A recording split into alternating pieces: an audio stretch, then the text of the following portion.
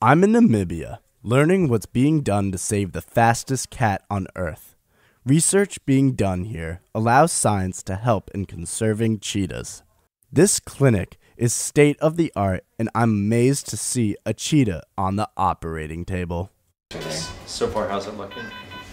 He looks great. He's in good condition.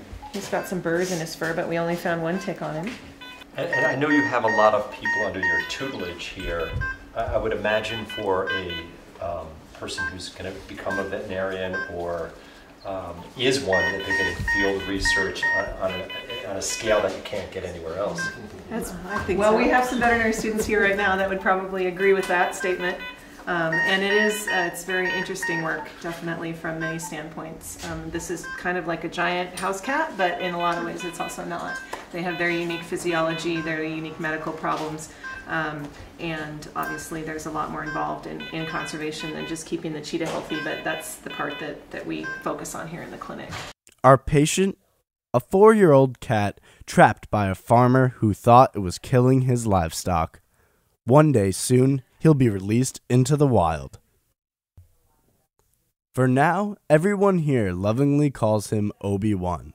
It's a fitting nickname close up. This Jedi cat is truly magnificent. And he's a nice male. He's a nice representation of the average size of an adult male. They can get up to 10 kilograms heavier in the wild when they're very athletic and hunting on their own. Their muscles will be more developed, but he's a good size and he's a nice healthy male. He's got beautiful teeth. We don't have any broken teeth. We've got nice size. You can see these big canines for suffocating the kill, and then the really sharp molars back here for eating and tearing. And then on the front leg is the dew claw that they use to trip their prey when they're chasing, and they'll kind of hook like this with this non-retractable claw, which you can see is pretty big. So this cat has been out hunting in the wild, and he is now come in. He's got an excellent bill of health, and we're giving him his probably, we hope, last checkup before he's going to be shipped back to the wild. As the anesthesia wears off, Obi-Wan is moved into a crate and brought back to his temporary home. We put them out in a training camp, which is 8,000 acres. They learn how to hunt by following around, watching where the antelope are, going to water holes. They're on their own. Obi-Wan will be back in the wild. But now I'm about to track a cheetah named Xena, who is in captivity for 4 years and is now living free. Will this warrior cheetah succeed out here on her own? Just to make sure, researchers are following her every move. And generally, is it difficult for a cheetah to go from being in captivity to living again in the wild? Absolutely. It's a big challenge. Living in the bush is not just it's not just about hunting. It's more to do also with avoiding other predators, how to go around the predators that are there, how to find water, how to find food. So where are we going right now? We're trying to locate a kill that was made by Xena, and exactly yesterday. And this is very, very important for us to know how successful she is in terms of hunting, and also what kind of prey she's killing, and how much she's eating.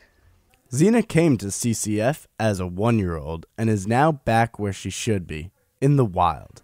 For Ryan, it's a proud moment. It's like my baby growing up. So all right, well, let's go see if we can find your baby and how much your baby wants to see you. Yeah. Xena has a satellite collar, which allows us to track her. Basically, we just use our receiver, our antenna, and our coaxial cable, and we follow the beep to Xena. And what are you guys expecting once she sees us? What are the possibilities? It depends her mood. She's probably full right now and probably doesn't want us there. She normally doesn't want us there because she wants to be wild and free of people. But so she'll either just lie there, or she'll run away, or she'll charge at us. Those are our options. And if a cheetah starts to come at us, what's the drill? What do we do? What you need to do is just don't give her your back. As we set out into the bush, Matty warns us of snakes and aardvark holes. But it's more unnerving to know that we are tracking a wild cheetah who might defend her kill. How do you know this is Xena?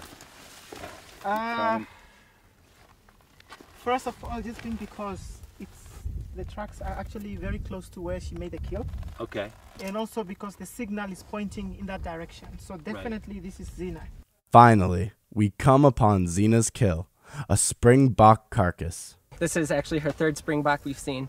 And as a solitary female, she's killing animals appropriate to her size. And she's not overkilling, you know, she'll eat what she needs to eat and then she'll move on. She's not wasting, which we've had problems with previous releases of cheetahs killing too much. This girl, she's doing everything right, it seems. So. And it's also because it's an ideal area. It's open and she can run up to top speed. Cheetahs can go up to 110 kilometers per hour. And what's the chances of her knowing we're here? Like 100%. With every move out here, we know that Xena could be lurking in the tall grass. All our senses are on alert. Finally, we spot her. She's gonna be close, yeah? Sorry, I can't see you. The camouflage is too good. She's huge, huh?